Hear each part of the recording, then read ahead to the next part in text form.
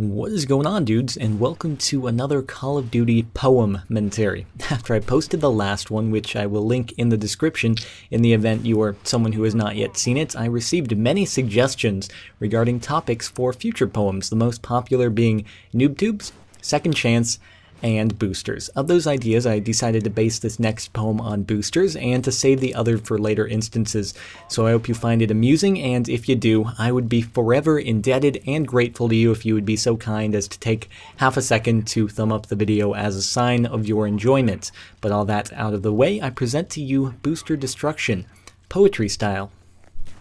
Back in the day, playing Modern Warfare 2, I joined into a match. The sky was blue and I had a good feeling, deep down in my soul, to make this game flawless. That was my goal. So I started in playing like an XXMLG Elite Pro and got off to a great start, to be specific, 12-0. But with my alertness erect, I forgot to hit select, and then down the drain this game would soon go. Because unfortunately, unbeknownst to me, a shitstorm was brewing even worse than those two girls and their one cup of tea, and on my lucky 13th kill I heard a devastating noise, one that rattled my brain and contorted my poise. "Enemy Harrier incoming," I heard the announcer say, but how could it be? Suddenly my skies turned to gray, and I proceeded to die again and again as if this Harrier hated me and wanted revenge. My left eyebrow raised, I was mighty confused, my spirits were crushed, my ego was bruised, so I brought up the score to quell this conundrum.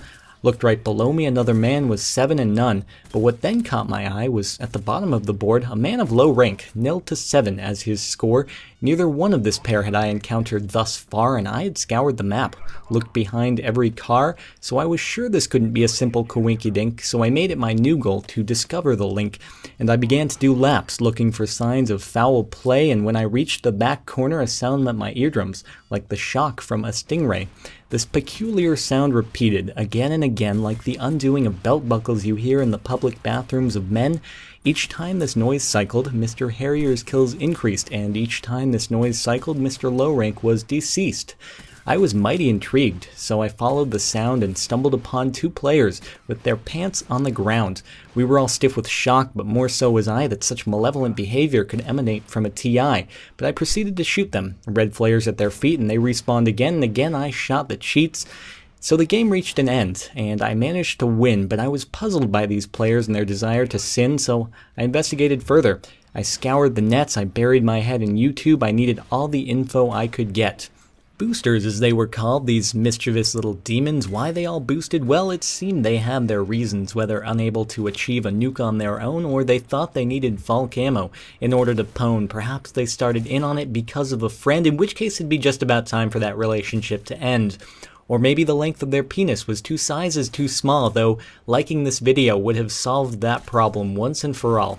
Regardless of the falsehoods they used to justify, their actions were frowned upon, like the non-biodegradation of a McDonald's French fry.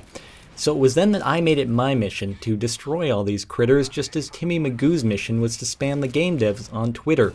Every game I would go into with these pesky little goons, I'd find them and kill them, just as Ahmed would kill you. With a strategically placed RPG to the feet, their TIs would be gone and they'd both be deceased, and inevitably, they would try to regroup, but again and again it was on them. I would poop. For my new Astro headset made hearing a breeze, one shot was all it took for me to find them and shoot them to the trees. And so booster nukage became a bit of a pastime, a limitless supply of them, and they were all mine. I destructed more boosters, I dealt them more blows, probably even more times than Owen Wilson's broken his nose, but when it came to Black Ops, well, a smarter thing was done. TIs were disabled in free-for-all to ruin the boosters' fun, so although it still happens, it's much more rare, but not quite so much as solid gold underwear. Add that to the fact that they can all be reported, then banned in a second, and everything is sorted, most former nuke boosters have thrown in their towels. The ones that remain, well, they're all met with angry scowls, so as we conclude, the moral of the day is to play games for fun, and for fun they should stay, because all things said and done, what matters the most is to use the AK-74, and to always have host.